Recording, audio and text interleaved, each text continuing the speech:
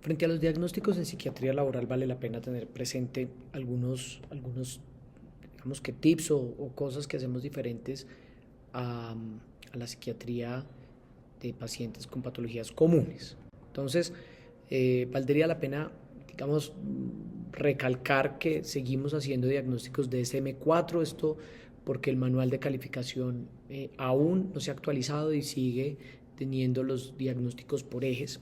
Y como les comentaba en el video anterior, los utilizamos el eje 1, 2, 3, 4, el eje 5 no lo utilizamos, el GAF. Tener también presente que solo se califica un diagnóstico del eje 1 a la hora de calificar la pérdida de la capacidad laboral. Uno puede tener varios diagnósticos en el origen del eje 1, pero cuando se va a calificar la pérdida de la capacidad laboral solo se califica uno de esos, el que da más puntaje. Porque si no fuera así, todos los pacientes se pensionarían solo con la patología psiquiátrica, que además vale la pena decir que es una patología que da un puntaje muy alto frente a otras patologías como de tipo osteomuscular. Cuando realicemos diagnósticos de trastorno de estrés postraumático, hagan el diagnóstico del trastorno prototipo, es decir, el paciente que está en riesgo su vida, que inicia el manejo en los meses o días siguientes al evento traumático y que tiene pues todos los síntomas cardinales.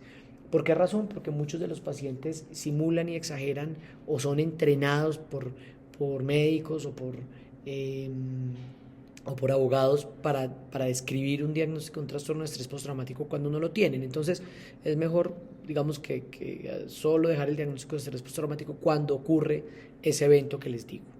Utilizamos con frecuencia trastornos no especificados, trastornos de ansiedad no especificados, trastornos depresivos no especificados, siempre y cuando obviamente digamos que sea un paciente que cumpla como criterios para este tipo de trastornos.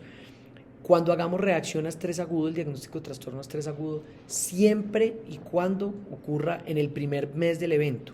Usualmente veo que dejamos el diagnóstico de reacción a estrés agudo eternamente y esto obviamente pues es un error técnico, entonces después del mes es un diagnóstico que debe cambiar. Entonces, hagámoslo si solo si ocurre en el primer mes. Si ya ha pasado un mes o está cercano de ocurrir el mes, sugiero que hagan un diagnóstico diferente, un trastorno de estrés postraumático, si es el caso, un trastorno depresivo, un trastorno adaptativo, un cuadro no especificado, pero no dejarlo como una reacción a estrés agudo porque después el paciente va a tener dificultades a la hora de la autorización. Y nunca hacemos diagnóstico de reacción de ajuste. No lo realizamos porque es un diagnóstico que funciona muy bien para psiquiatría de enlace y de forma intrahospitalaria, pero cuando el paciente cambia, entonces no tenemos muy bien cómo argumentar si es una reacción normal o anormal, si es normal porque le empezamos antidepresivos o manejo farmacológico. Entonces es un diagnóstico que es tan complejo conceptualmente, digamos, a la hora de explicarlo ante auditoría, que es mejor no hacer este tipo de diagnóstico de reacción de ajuste. Usualmente en Mutalis preferimos realizar el diagnóstico de trastorno adaptativo versus trastorno depresivo mayor o episodio depresivo mayor. Esto porque el trastorno adaptativo tiene un curso usualmente más crónico, entonces no importa si el paciente está severamente comprometido o moderadamente o levemente comprometido, requerirá el manejo. En cambio, cuando vemos episodios depresivos que duran 5 o 6 años, esto no concuerda muy bien con la con el curso natural de la enfermedad. Entonces el trastorno adaptativo es el diagnóstico que más hacemos y por sugerencia es mejor utilizar el trastorno adaptativo relacionado con estresores laborales o con un dolor o con unas secuelas de una patología osteomuscular versus un trastorno depresivo mayor. Lo otro que es importante, es un diagnóstico que con frecuencia hacemos, es el trastorno mental y el comportamiento secundario a lesión cerebral, pero acá les sugiero que tengan presente como este flujograma. Usualmente el trauma craneoencefálico leve no debería producir ningún síntoma posterior al trauma. Entonces acá estaríamos hablando de trauma craneoencefálico moderado a severo y sobre todo cuando tenemos ese TEC con presencia de síntomas, uno lo primero que tiene que evaluar son las etiologías o las causas, ver qué imágenes tiene, ver si tiene una epilepsia, ver si tiene realmente tuvo una lesión cerebral o no. Usualmente pacientes que tienen un TEC leve, recuerden esto, no deberían tener sintomatología después de las horas o de unos días posterior al TEC. Ahí uno tiene que sospechar cuando hay un TEC leve y unas secuelas muy severas, o el paciente realmente no tuvo un TEC leve y tuvo una lesión axonal difusa, o hay posibilidad de una simulación o de una patología que no corresponde como consecuencia a ese TEC. Después de evaluar las causas, ver imágenes diagnósticas, usualmente preferimos la resonancia. TAC no, porque el TAC no nos da la resolución suficiente, entonces si van a pedir una imagen, que sea una resonancia cerebral. No, usualmente vemos TAC normales con presencia de resonancias anormales y presencia de lesiones cerebrales que no fueron evidenciadas en el TAC. Frente a las pruebas neuropsicológicas, no las pidan antes de la resonancia o antes del TAC, porque a veces nos confundimos. Entonces tenemos unas pruebas que muestran un montón de alteraciones con una resonancia que es normal, entonces no sabemos muy bien cómo interpretar las pruebas neuropsicológicas. Entonces, primero las imágenes, después las pruebas neuropsicológicas, y siempre tengan presente que en caso de dudas, de casos complejos, tanto para trastorno mental y el comportamiento como para otros diagnósticos, está la Junta de Salud Mental, en donde hacemos pruebas neuropsicológicas, pruebas de personalidad y ayuda a aclarar un poco los casos de una forma mucho más integral. Y recuerden que también está la posibilidad de hacer sin diagnósticos. A veces estamos muy, ansiosos por realizar un diagnóstico cuando nos llega el paciente, cuando nos relata unos síntomas, y en muchas ocasiones un paciente de primera vez sobre todo puede salir sin diagnóstico. Cuando ese cuadro, pues sí, el paciente puede presentar unos síntomas como todos, pero no alcanza a constituir un diagnóstico como tal, un cuadro específico como tal, unas alteraciones, o ocurre de una forma muy extemporánea. Entonces con frecuencia dejamos en el eje 1 sin diagnóstico para que el paciente continúe su manejo por las otras especialidades y los manejos que requiera.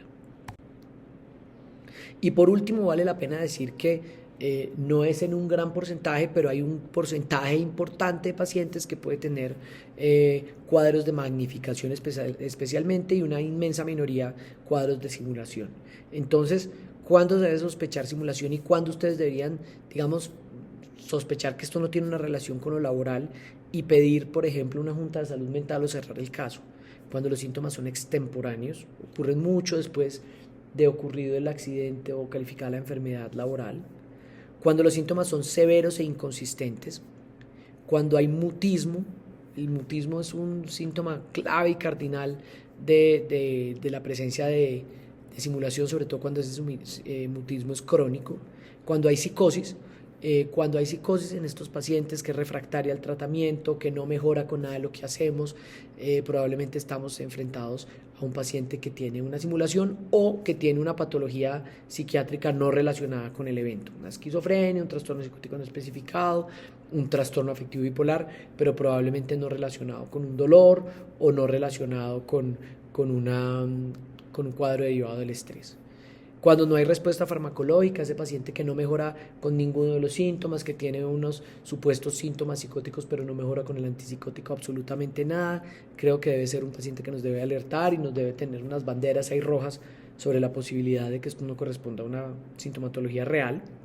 Cuando hay alteraciones cognitivas globales severas, tampoco es usual, incluso en pacientes que tienen cuadros degenerativos, solo lo vemos al final de los estadios primarios. Entonces, cuando un paciente se le olvida el nombre, la cédula, con quién vive, también nos debe hacer sospechar sobre la posibilidad de una magnificación o simulación.